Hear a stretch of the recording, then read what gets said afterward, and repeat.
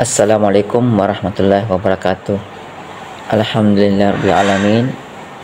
Wassalatu wassalamu ala asyrafil anbiya'i wal mursalin sayyidina Muhammadin wa ala alihi wasahbihi ajma'in, amma ba'du.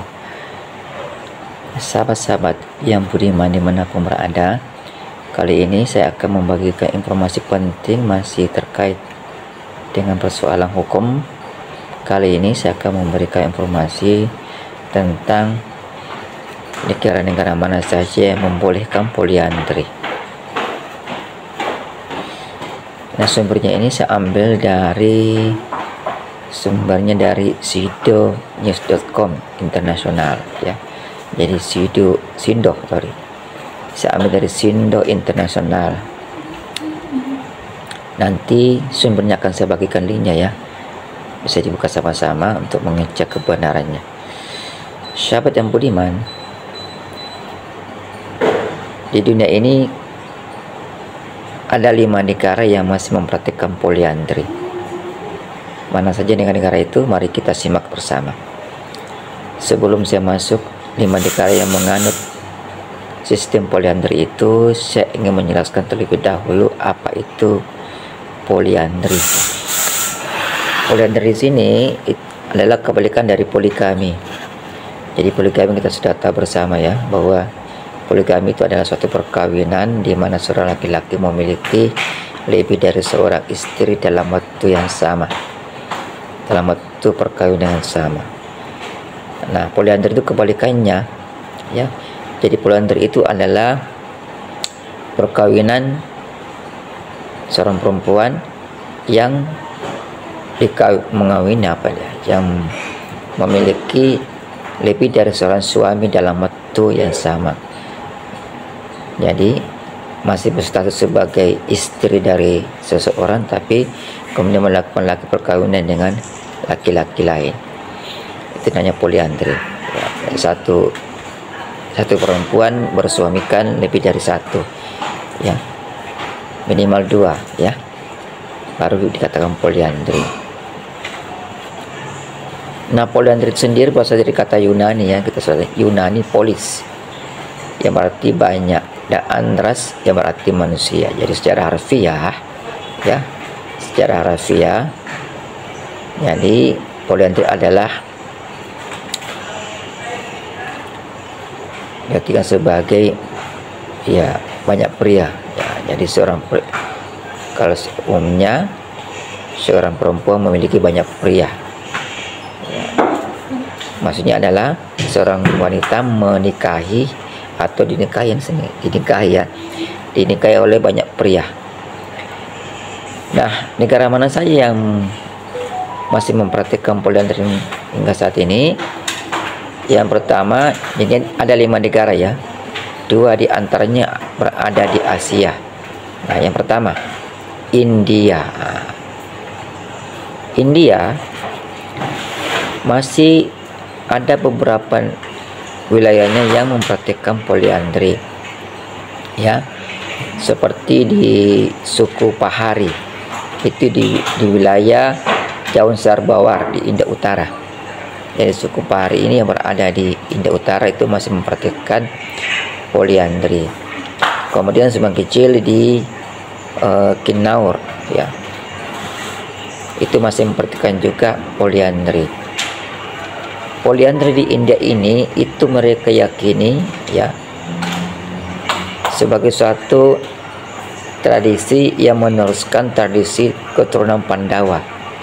Kalau kita nonton filmnya Mahabharata, Pandawa itu menikahi ya seorang putri ya, putri dari Raja Pancala. Jadi Pandawa ini 5 bersaudara ya, itu menikahi seorang putri ya. Ini di India itu poliandri diteruskan karena meneruskan tradisi ini, tradisi Pandawa, di mana Pandawa menikahi satu orang perempuan, itu Raja Pancala, putri dari Raja Pancala ya. Kemudian Amerika Selatan, negara yang kedua adalah Amerika Selatan. Nah, orang Amerika Selatan ini khususnya di suku Bororo juga mempraktikkan poliandri. Sebanyak 70% masyarakat Amazon mungkin percaya pada gagasan tentang beberapa ayah. Jadi seorang anak memiliki beberapa ayah. Praktek poliandri juga diterapkan di kalangan Tupi Kawahib, suku-suku lain di Amerika Selatan yang mempraktikkan poliandri, yaitu orang Aymara, orang Canela, orang Cubeo, orang Guaja, orang Kulina, dan orang Surui. Jadi di Amerika Selatan masih ada praktek poliandri, khususnya di suku Bororo. Kemudian negara ketiga adalah Cina. Di Cina, praktik poliandri ini masih terdapat di antara orang Tibet di Nepal, ya. Di Nepal bagian Cina dan Nepal bagian India. Jadi Nepal ini masuk dalam dua negara, ya, Cina dan India.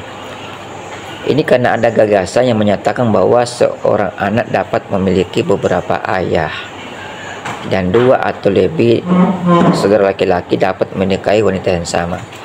Jadi kalau Anda laki-laki, ya, dua orang bersaudara itu boleh menikahi wanita yang sama. Maka terjadilah praktek poliandri di Cina itu.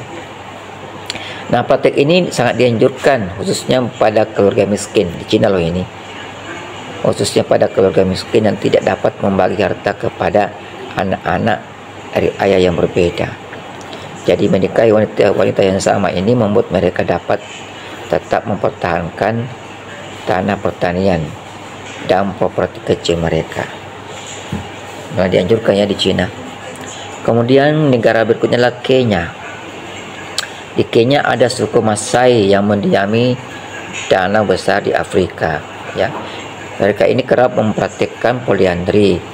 Dalam tradisi suku Masai, jika seorang wanita menikah, maka ia juga turut menikahi teman-teman sebaya dari suaminya. Wow. Jadi menikahi seorang pria dan juga dianggap turut menikahi teman-teman sebayanya suaminya. Bahayanya.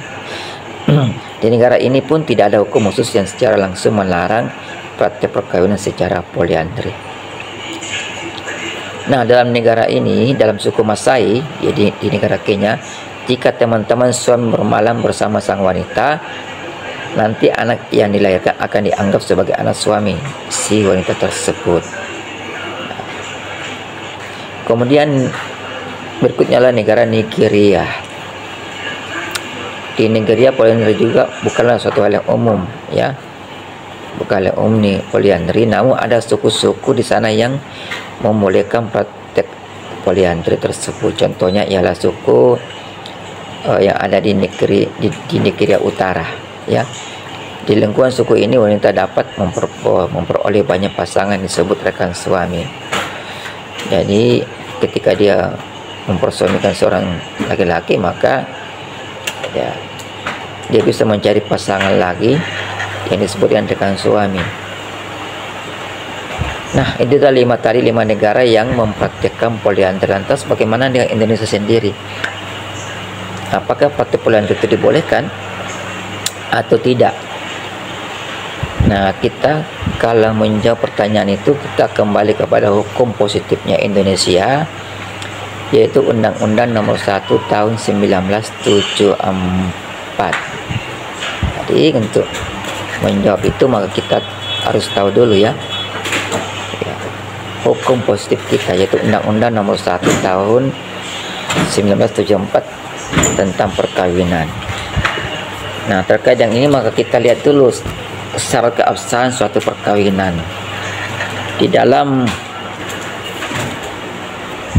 pasal 2 ayat 1 Undang-Undang Nomor 1 Tahun 1974 tentang perkawinan, di situ dijelaskan bahwa untuk menyatakan perkawinan itu sah, haruslah perkawinan tersebut sesuai dengan agama.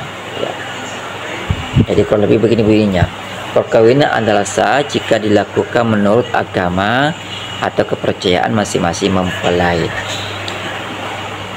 Jadi untuk mengetahui apakah poliandri itu dibolehkan di Indonesia, maka kita harus menelaah ketentuan pasal ini. Jadi ya, pasal ini secara terang-terangan memberikan ya pelimpahan kewenangan kepada setiap agama untuk menyatakan apakah perkawinan tersebut sah apa tidak. Jadi kalau intinya, kalau ada agama di Indonesia yang menyatakan bahwa poliandri itu dibolehkan, maka itu dianggap sah. Ya, begitu ya sahabatku. Jadi kita kembali kepada agamanya. Nah, khususnya bagi beragama Islam, tentu poliandri itu dilarang. Karena sudah jelas poliandri dalam hukum Islam dilarang. Yang dibolehkan adalah poligami. Poligami pun tidak asal-asalan, tapi harus dengan syarat yang sangat ketat. Ya, begitu pun agama lain, sepengetahuan saya agama lain pun melarang poliandri. Ya. Jadi intinya ya, kembali kepada agama masing-masing mempelai. Jika agamanya mempelai itu membolehkan poliandri, maka poliandri tentu diperbolehkan juga. Jadi ketentuan negara kita tentang perkawinan itu termasuk poliandri juga, itu menunjuk kepada hukum agama. Kalau hukum agamanya membolehkan, maka salah perkawinan tersebut. Dan demikianlah informasi singkat pada hari ini. Semoga ada manfaatnya. Lebih dan kurangnya mohon dimaafkan. Billahi taufiq wal hidayah. Assalamualaikum warahmatullahi wabarakatuh. Salam keadilan.